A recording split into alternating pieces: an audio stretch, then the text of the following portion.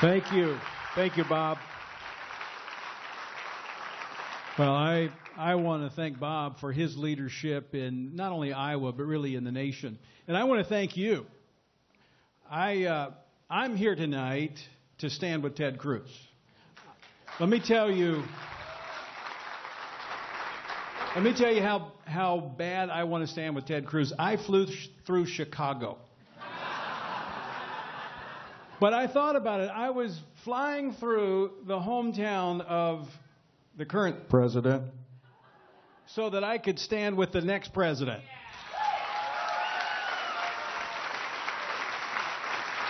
Now, I believe that there is a special place in heaven for people in Iowa, because you have to listen to all the politicians. Now, I can say that because I'm a recovering politician. I spent nearly a decade in office in Louisiana, and I got a little nervous earlier when Governor Perry talked about convicted politicians, because most of the guys I knew, they had to be very clear about the number of terms they served.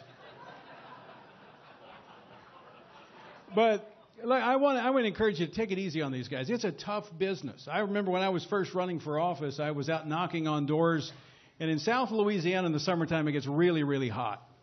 And I was out campaigning. I got caught in one of those afternoon thunder showers, and I was a little wet, probably wasn't looking my best. And I knocked on this lady's door, handed her my card with my picture on it, my platform on the other side, and she took the picture and she stared at it. She looked back at me and she goes, "My, that picture sure is flattering." So it's a tough business. It's a tough business. So take it easy on these guys. I'm here in this Coalition for Life because there is nothing more fundamental than the right to life. Amen.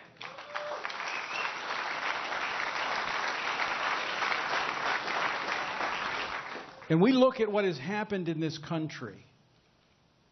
Let's just take the last 43 years. On Friday, I stood on the Mall in Washington, D.C. for the March for Life. 43 years ago, the Supreme Court declared that a child was a choice, rather than something to be cared for that was made in the image of its creator. That wasn't something that the people decided.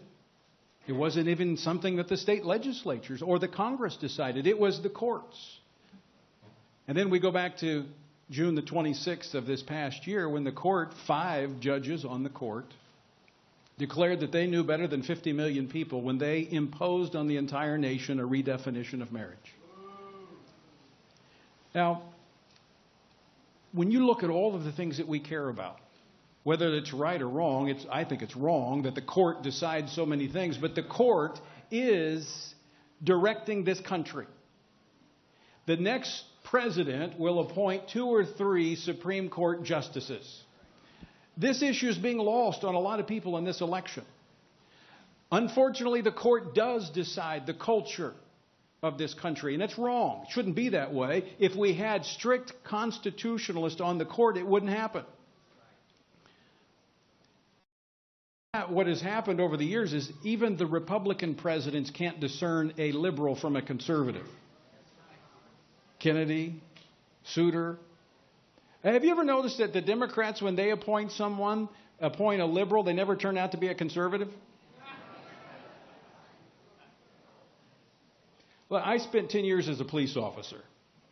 I can tell police officers, all right? I'm not going to point them out, but I can tell the off-duty police officers that are in the audience and the undercover guys. I know them. We just know each other.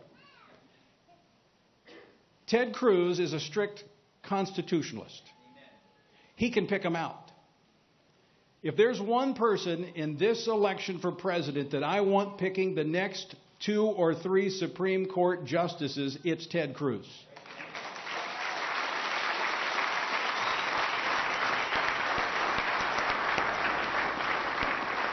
I want to ask you to talk to your friends, to do everything you can to caucus on Monday night for the sanctity of human life, knowing that the next president is going to be putting those justices on the court.